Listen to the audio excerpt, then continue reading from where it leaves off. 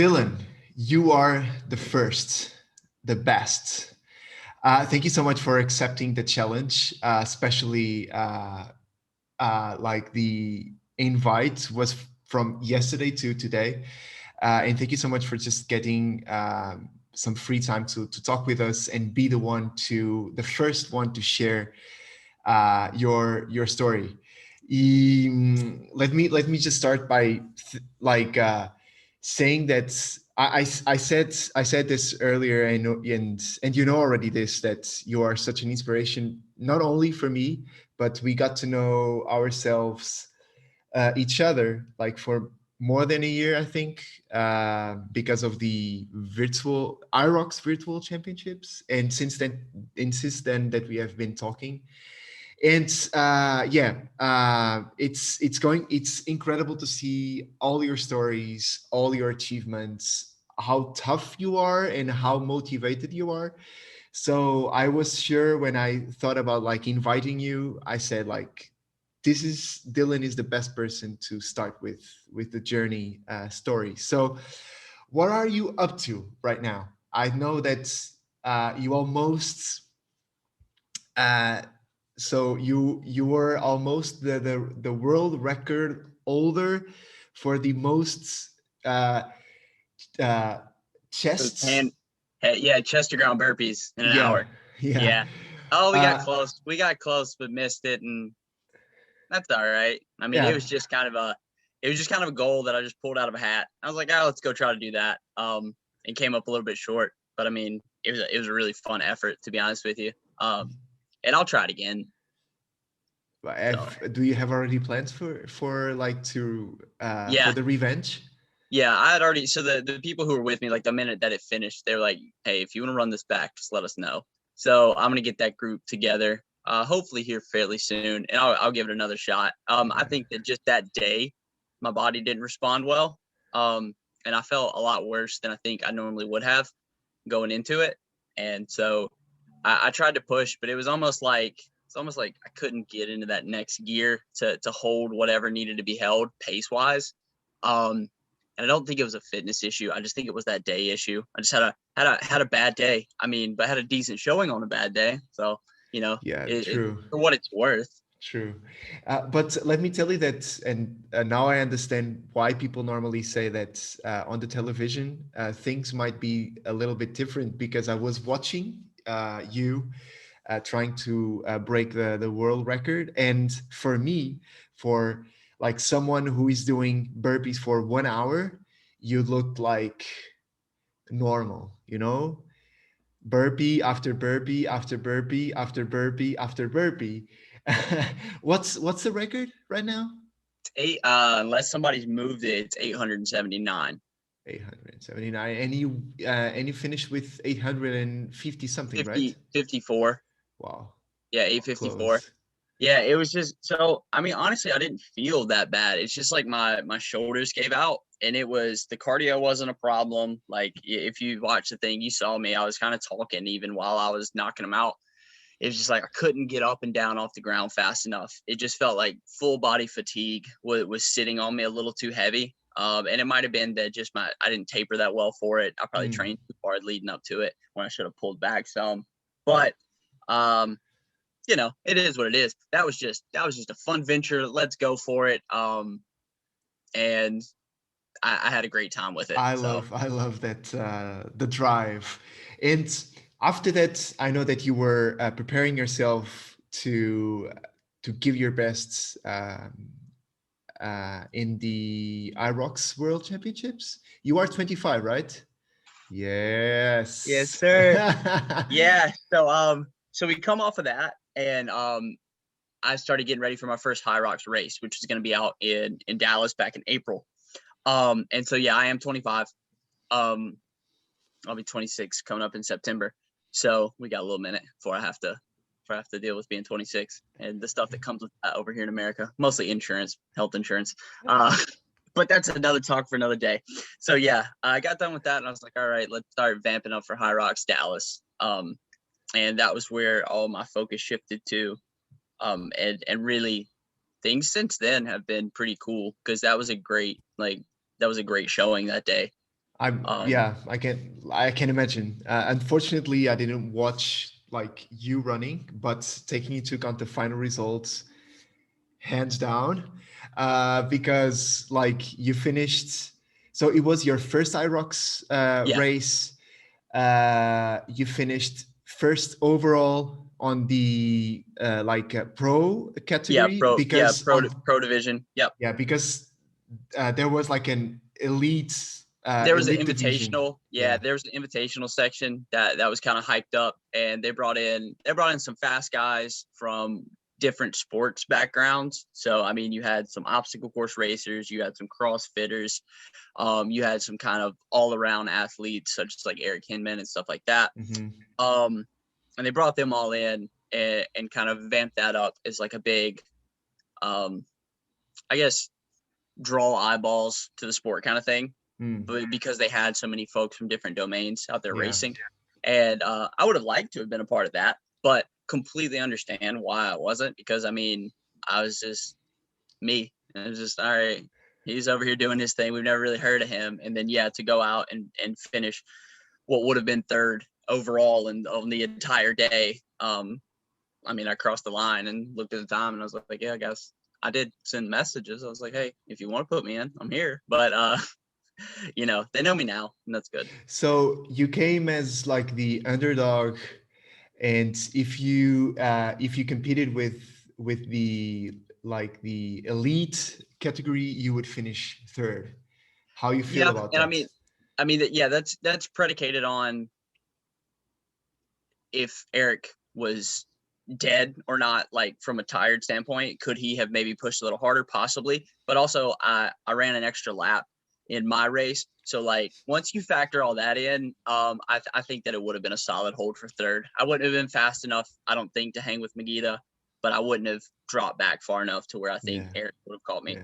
So And uh, like the first real question, and according to the mission of the Journey Endurance Club, is like, unfortunately, because of the pandemic, most of the races have been cancelled. But you somehow, and this is funny because yesterday we talked about this in our community, somehow, even with races cancelled, you show up every day, sometimes more than uh, one training per day, because I know that you sometimes you train like 2 to 3 times a day. How do you keep yourself motivated, especially when I know that you like to compete? What drives you to show up every day, even without races? What drives you? What motivates you to keep to show up? so hold on so I can hear a little bit better with everything we're talking about.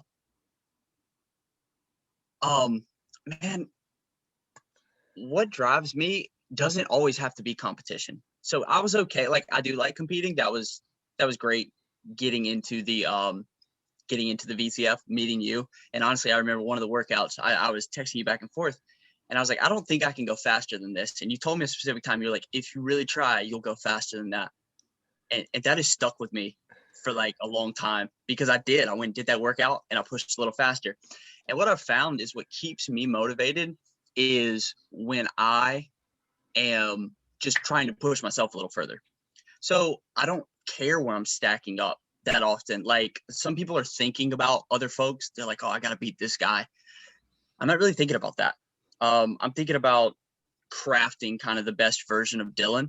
And that comes in a lot of ways. One of that is really hard training. I do love pushing myself, but pushing myself really helps me mentally. So a lot of my training, and I'm not talking about building like that mental fortitude because I want to be like a really tough rock or anything like that. I'm not trying to be stoic. I'm not trying to be emotionless. What I am trying to do is I'm trying to manage my emotions. So I look at a lot of my training as helping me cope with some mental problems that I mean, of course, I'm not going to go on like a diatribe about depression and anxiety and stuff, but it does help me cope with that. So sometimes I find myself like training multiple times a day just to make sure that I'm keeping everything in check. Because when I let things start to get out of line, um, I'm less productive as an individual. Mm. I'm less of a, whether it be in relationships, I'm not as good of an employee when it comes to my job. I'm not as good of a boyfriend when it comes to my relationships there. I'm not as good of a friend when it comes to reaching out to people. When I've got that high energy that comes from pushing myself, from training each day, that allows me to be better in every other facet of my life. And when I find myself slipping in those spots, I find that my mental game starts to go as well. So through this whole pandemic, when everybody was like, I got to be motivated by some extrinsic force or something like that, that never had to be a reason for me. It was all inside. It was fine. So I could get up, I could work out every single day, and I could work out multiple times a day because I knew that the whole goal was not a podium. It was right here. It's sitting with me. The dude I go to sleep with every night, the guy I look at in the mirror, it's always here. My motivation is it's within. Wow, like hands down. So now you understand why you, at least for me, you are such an inspiring person. And you touched on something that I would love to ask you, like because I see your, for example, your Instagram stories, all those like health training routines, and you talk about the mental part. Do you also train your mind, or like when I say train your mind, for example, do you journal? Do you meditate? Do you visualize? Um, or it's all about physical physical training, physical effort that somehow will create a balance on the mental side of Dylan? So I don't do anything with regards to like journaling or anything like that. No real meditation. I do visualization. That does happen. Not like that. I sit down and like I'm gonna walk myself through this race, but there's definitely times within workouts that I'm visualizing myself within the race performing this movement.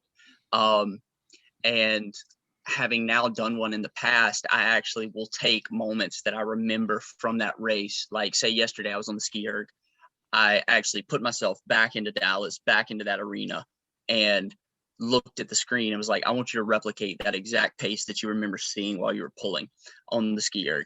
And so I do visualize myself, whether it be uh, in a future tense, completing something, and also go back to a past tense to draw strength from when I had past successes. So I do that mentally, but outside of that, I wouldn't say that I don't have any routines um that I could fall back on, that I could really So tell you you about. just, yeah, like if there was like a Dylan hashtag is like show up. Yeah, I mean, and I think that's what I aim to do, is to just show up. Um because a lot of people, like, they just fail to do that, you know? It's very simple to just show up, just be there. And if you're there and you're in the moment, things can start to transpire. Hmm. So if we're talking about just the idea of showing up, I have a rule with myself where for workouts, um, if I go into the gym and I feel terrible, I'll start a workout. And if I get 10 to 15 minutes in and nothing has improved, I stop the workout. It's done. It's cut. I'm done for the day. I don't have it in me. But I did the part of showing up, getting started. That's normally the hardest part for people. Um, I train really, really hard. So I know that I'm not like, oh, I'm just not mentally strong enough to work out today. It's like literally my body's physically shot and I got to slow down. Um, but I would say that's my rule for just showing up. Get in there 10 minutes. If it's still garbage, walk away. That's all right. Mm. And that took me a long time to learn. Long time to learn. Because I mean I've been doing athletics since I was 13. So that gives me a little over a decade of training. I've probably done the last 9 years really training kind of hard. The last 2 years really, really picking it up and going for it. But that did take time to realize, like, hey dude, you're not weak because you pull back. um you're just a dummy when you bang your head against a wall that you're not going to be able to knock down. It's funny because that reminds me of the story you shared in the community about turning your weaknesses into strengths. So, like people, for example, think about like Monday is, oh my God, Monday is boring. But and if you feel like lazy, that's okay. Normally, when you have that hashtag motivational Monday, it's okay to feel lazy.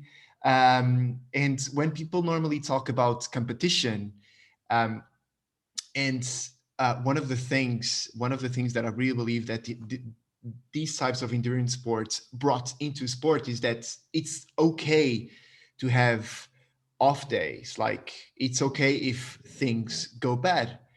So like I would love to hear from you on that topic, like of turning weaknesses into strengths. What's your way of behave and react when things go wrong? Um, so when things aren't going your way, what if you have the benefit of a lot of past experience, you can look back at when you have succeeded before and you can draw from that. Um, and that's one thing that you can do. You can be like, all right, for some reason this workout is going wrong, but you're like, 2 weeks ago I did something very similar to this and I nailed it. And if you know enough about fitness, you know that in 2 weeks, unless you got sick or something like that, you haven't lost whatever it was. You're just Mm-hmm. having an off day. Um, so I think there's that. There's drawing on the past to make sure that you reassure yourself in the present. Like, hey, I'm okay. It's a bad day. We're gonna walk away from this. We're gonna come back and revisit it. That's one way to look at it. Now, if you don't have that past experience, it is a little bit harder when you have a bad day because you can't look at a place that you've been in the past and been like, I've been here before. I know I can get back there. You're constantly climbing up a mountain. It's a new mountain that you're going up. But what you can say is you can look back at where you started from and be like, man, I've come a long way. Um, and if I just stop here and I have a bad day and I sit down and I'm like, this sucks. And then you start to give up a little bit, well, then you're just stuck halfway up a mountain, you know? and that's probably the worst place to be. There's the top of the mountain where you're euphoric. There's the bottom of the mountain where at least there's help and there's other people, and you got a bunch of people down in the mountain. Middle of the mountain kind of is a sucky place to be at. So if you find yourself just having an off day, what you have to do is you just rebound from it a little bit. You just got to take it on the chin. Got to understand that those are going to come with it. And if you don't have the past experiences of knowing those, it's going to be a bit of a mental thing. It's going to mess with you. You're going to worry that you're like, I've done all this work and now I can't even reproduce this workout that I'm Yeah. supposed to be able to do. Or for example, you can just talk with someone like a friend, a teammate, a community member, and say like, today I just felt off of my Yeah. like best mindset in order to show up. And I'm sure that the answer that you will get is just like you said, that's okay. Just embrace it. Tomorrow is another day. So yeah, the as a conclusion of this conversation, I would love to, and since you have almost or 10 years of experience,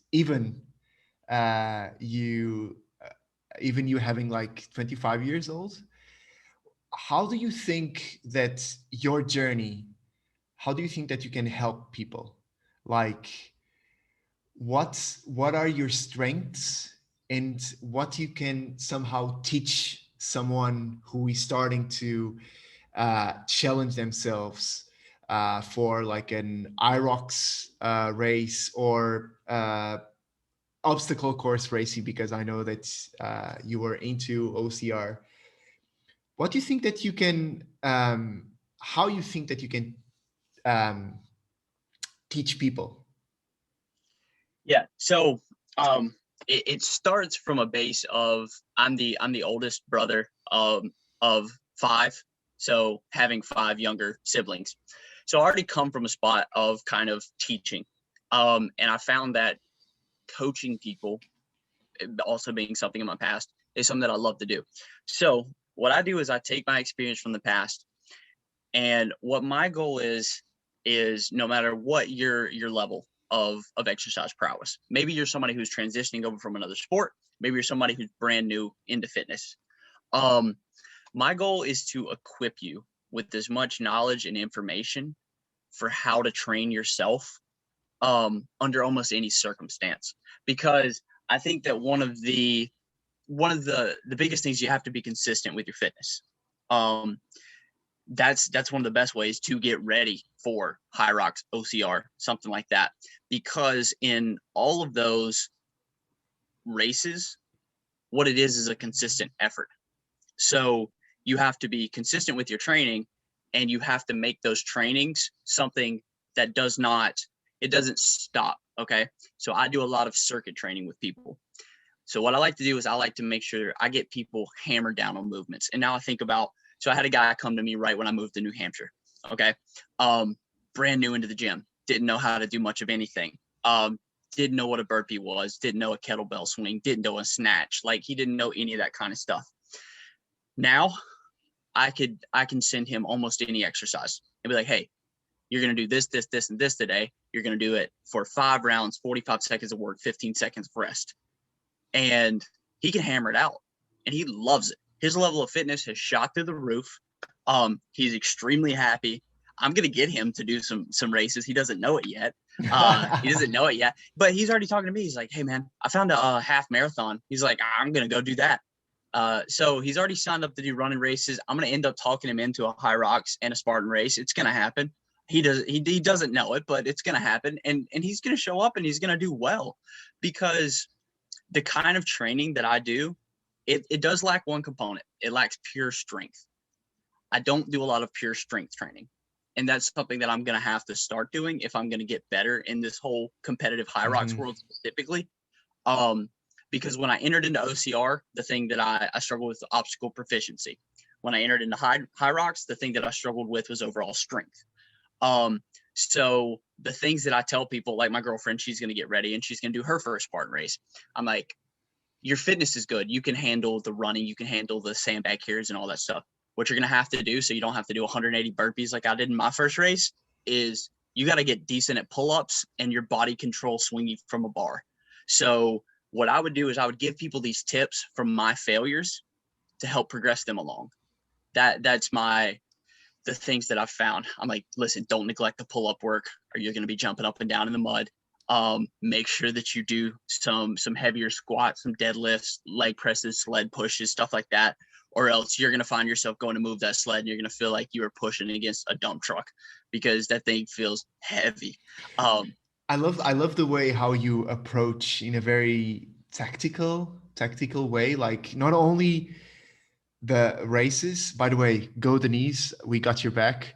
But not only, just like I was saying, not only the races, but also the training. So I love the tactical approach of, okay, so if I'm going to do like an IROX race in 2 months, I need to train this, and on the other side, you really know about all your weaknesses. So that's really good for you to, again, visualize, know, to like get to know what are the things that you need to put some work. And yeah, I really love that tactical, rational approach on competing and on training. So buddy, last question is, for especially for our community members. So people in the Journey Endurance Club should contact you, DM you, because People in the group would contact me or DM me because, and then you want me to say what the reason would be? yeah. I'm going to get something because they want me to send them a crazy workout to try. That's what, if I ever, like, I get those from time to time. Somebody will hit me up and they'll be like, hey, I'm looking for some inspiration. What's a workout that I should do today? So if somebody's going to reach out to me within the Journey community, they're going to be like, Dylan, I need a workout for today. What you got? And 9 times out of 10, I'll have something in my back pocket for them. I love it. We have a member, and we have so her nickname is Mighty Mandy. So Yeah. now you are, for us, you are the workout jukebox. So The workout jukebox. I like it. I like it. Don't ask me to sing. Now I'll try. And I don't know how well it will go. But yeah, I'll be the workout jukebox. I like it. workout jukebox. And well, somehow the this thing already happened, because I remember that sometimes when I feel that I want a really tough hard workout, I DM you on Yep. Instagram, and right away you send me a hard workout. Buddy, thank you so much for this conversation. Thank you so much for being the first. And I was expecting this, like, thank you so much for having this inspiring conversation. I'm sure that this will add valuable content, not only for our community members, but also for our social media audience. You know already, you can go show up. We got your back. Thanks, Francisco. It was great to get on here. Great to talk with you. Keep building out the community. You're doing a wonderful job, and you're definitely inspiring and connecting people. All right. You're doing Let's great work with it. go. Thank you.